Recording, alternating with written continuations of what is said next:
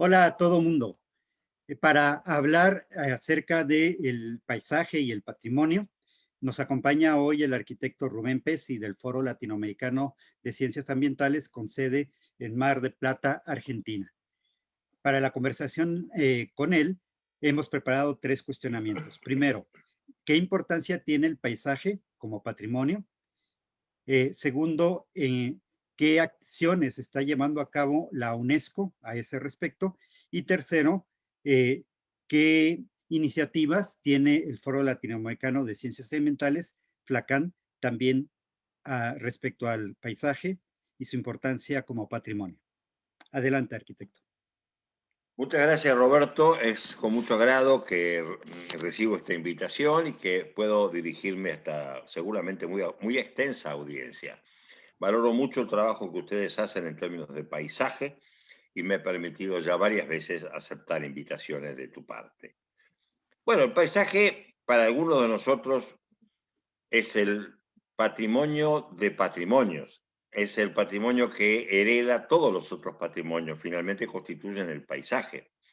Paisaje monumental urbano, paisaje monumental rural, paisaje productivo, extensivo, áreas grandes de reserva o protección de la naturaleza, áreas grandes de protección de la cultura. Es interesante como hoy aparecen cuestiones como el mate, el tereré, bebidas típicas, el tequila en el caso de México. Es muy interesante que se haya extendido esto al conjunto de los elementos que hacen al paisaje. Ahí estamos. Mi entidad matriz, la Fundación CEPA, desde hace 44 años, y FLACAM, de la cual hablaré un poco después, vienen considerando la cuestión del paisaje desde la primera hora. Y cuando desarrollamos para la UNESCO la Reserva de Biosfera del Parque Costero del Sur, aquí, en Argentina, en esa reserva de biosfera ya incluimos la interacción de lo natural y lo cultural, cosas que para nosotros están siempre ineludiblemente integradas. Y eso se llama paisaje y tiene que ver con las cosas más profundas de la evolución de los sistemas naturales, pero también de los sistemas sociales, de los sistemas económicos. En fin, el paisaje es una resultante de todo esto y también una instigación para cuidarlo, continuarlo e innovarlo inclusive en términos de lenguaje que en el tiempo va siempre mejorando. Pero también de cuidarlo porque hay muchos atentados contra este paisaje. Entonces yo creo que sí, para todos los que nos ocupamos del patrimonio, y esto es cada vez más recurrente, el paisaje es la noción holística que nos engloba, que nos integra y que hace que las categorías tradicionales de natural, cultural, tangible, intangible, vayan dejando lugar a esta visión integrada, donde la identidad es quizás el atributo principal. Bueno, respecto de la segunda pregunta, precisamente da amparo a la primera. La UNESCO se ha comenzado a interesar muchísimo de paisajes desde hace muchos años. Ya cuando declaró a nuestra reserva de la biosfera del Parque Costero del Sur en 1984 como reserva de la biosfera natural y cultural, declaró con estos términos: paisaje pampeano en el mapa del mundo.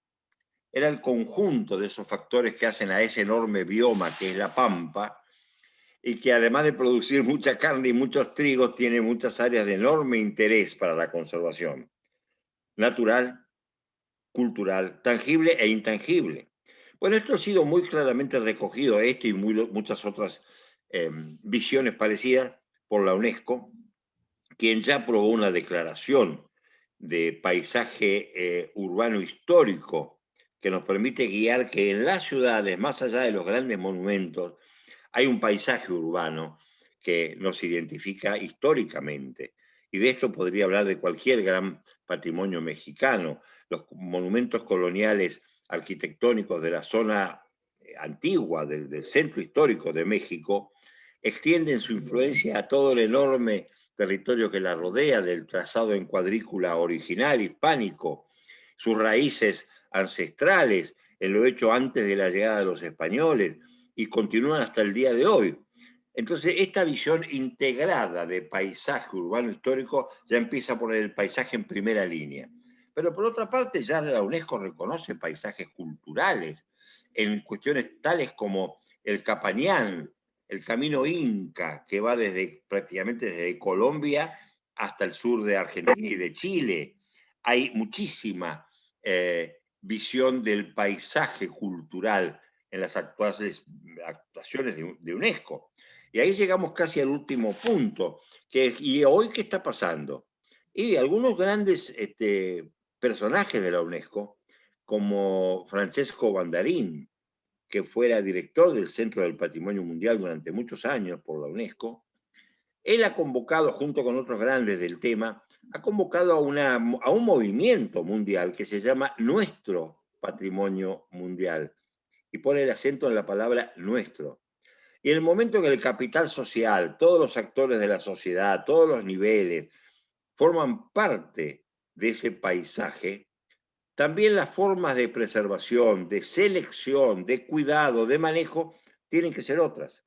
Nuestro propio patrimonio es un movimiento mundial que hoy está muy avanzado y que culmina hacia finales del 2021 con una cantidad de recomendaciones a la Convención Mundial del Patrimonio.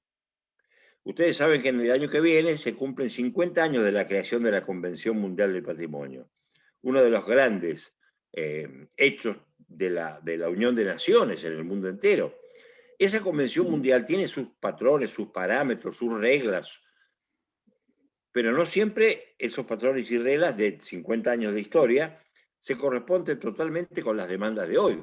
Entonces se ha puesto en marcha este movimiento que tiene 12 temas. El tema de turismo y patrimonio, el tema de género y patrimonio, el tema de riesgo, el tema de financiamiento, 12 grandes temas que hay que revisar. ¿Cómo se eligen los patrimonios? ¿Quién los elige? ¿Consideran una visión integrada de paisaje o no? Y este es el punto central de uno de los temas, el tema 7, que es patrimonio y sustentabilidad. Y ahí aparece el paisaje como un gran protagonista. Esta búsqueda mundial, que está culminando ya con más de 100 casos en estudio, propuestos por los propios stakeholders, por los propios protagonistas locales, tenemos varios casos propuestos por México precisamente, tiende a saber si se está trabajando en términos de sustentabilidad. Y una de las cosas principales de saber si un patrimonio es sustentable o no, si su paisaje está alterado y se ha vuelto insustentable. Y esto lleva entonces a considerar no solo el monumento, sino todo el centro histórico, no solamente un punto en el territorio, sino todo un corredor ecosistémico, un corredor turístico, integrar y no separar como mejor estrategia para la conservación. Y ahí entra FLACAM.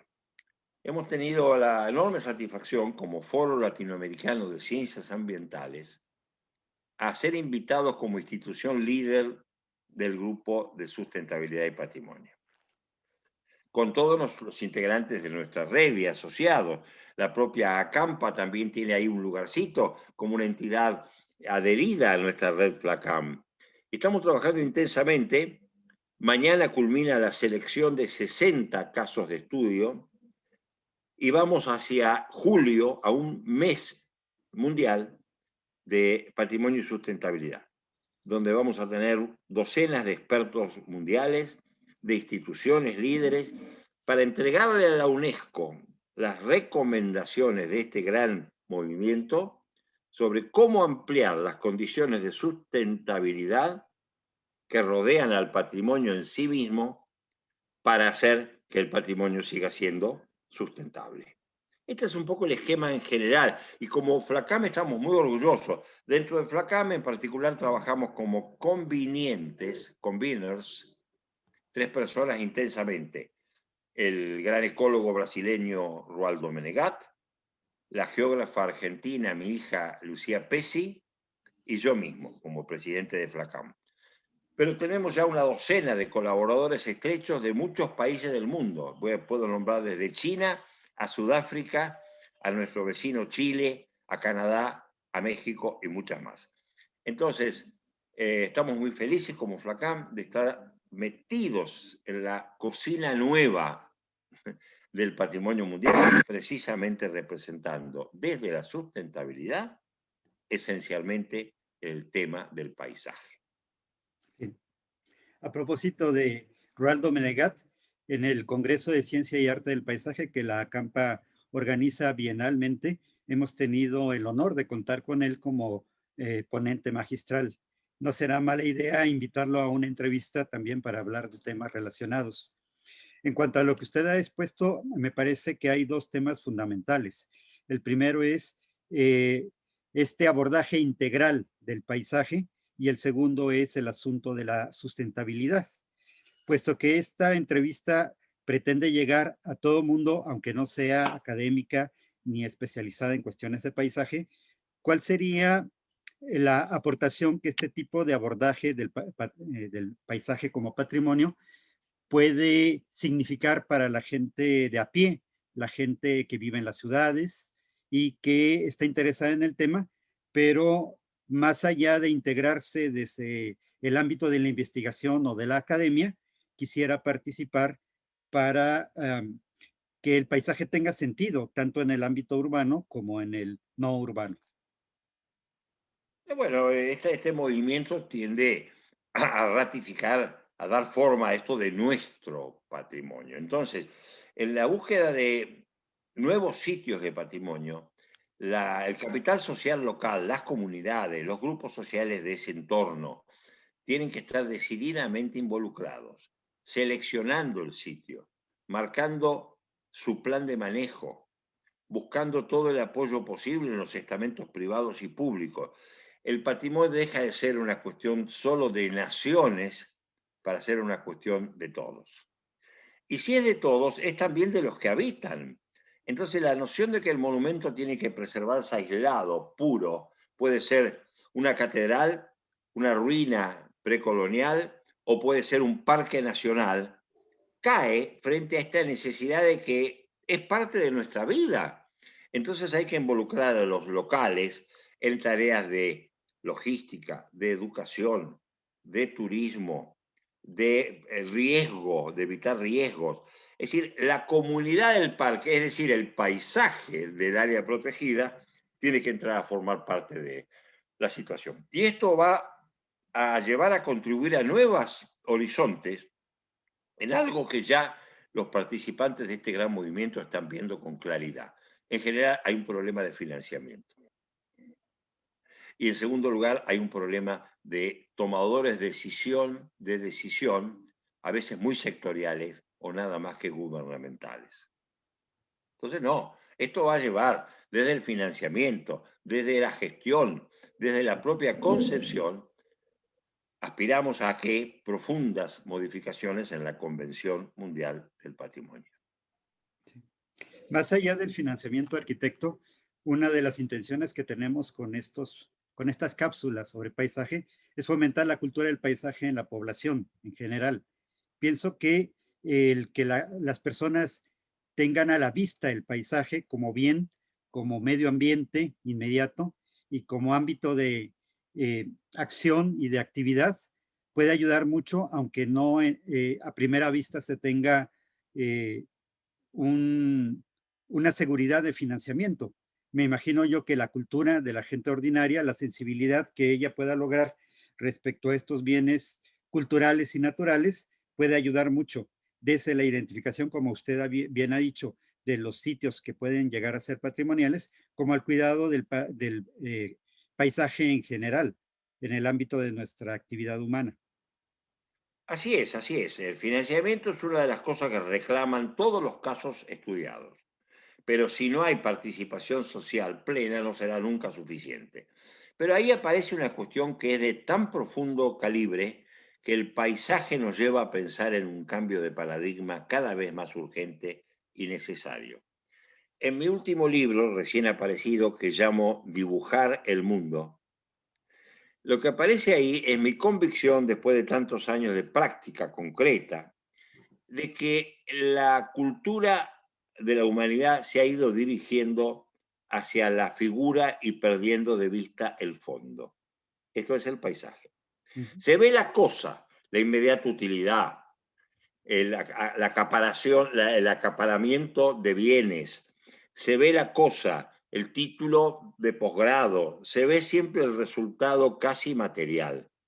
Y el fondo, en cambio, la visión general de dónde estamos, los problemas de inclusión social, los problemas de contaminación, los problemas de riesgo, se han dejado paulatinamente de ver. Esto es algo que viene produciéndose desde la reforma de la Iglesia Católica en el año 10, en el siglo XVI-XVII. Tenemos que recuperar el bien común. El bien común es el paisaje, es el patrimonio de todos. Entonces, si educo para que vean el patrimonio y no veo el paisaje, no veo lo que a mí tanto me gustó y tanto me dañó al mismo tiempo, que son los grandes recursos arqueológicos que hay, por ejemplo, cerca de Cuernavaca, maravillosos, pero al cual uno llega después de un paso por, o en Oaxaca también, o en tantos otros sitios maravillosos de México, que el recurso, el patrimonio en sí es magnífico, pero está rodeado de inmensos perjuicios, ante todo sociales y pobreza. ¿Y cómo puede mantenerse un patrimonio arqueológico si hay riesgos ambientales, si hay impactos sociales, si hay impactos de saneamiento? Entonces, concretamente, y pensando mucho en el caso de México, uno de los sitios que más y mejores patrimonios monumentales tiene en el mundo. Yo casi diría que siguiendo a Italia aparece México. Pero, a diferencia de Italia, que tiene un nivel de desarrollo y de riqueza importante, que aún así declara que no puede mantener el patrimonio, no lo puede mantener, no da abasto, y mucho menos el paisaje, en México o en Latinoamérica en general tenemos más problemas de esta naturaleza. No, tenemos que buscar la evolución de nuestros paisajes en términos también de acceso social al capital que estamos preservando, porque de otro modo los monumentos, como bien dice Ítalo Calvino en Las ciudades invisibles, va a ir cayéndose en arenisca porque nadie lo cuida bien. Muy bien, arquitecto. Creo que para una primera aproximación a este asunto podemos dar por terminada la entrevista. Sin embargo, quizá quiera usted agregar algo para cerrar. Un gran saludo a los amigos de Acampa, a vos en particular, apreciadísimo Roberto, y me alegra mucho que estén haciendo este ciclo de conversaciones virtuales. Muy amables. Muchas gracias, arquitecto. Seguimos en comunicación y un abrazo.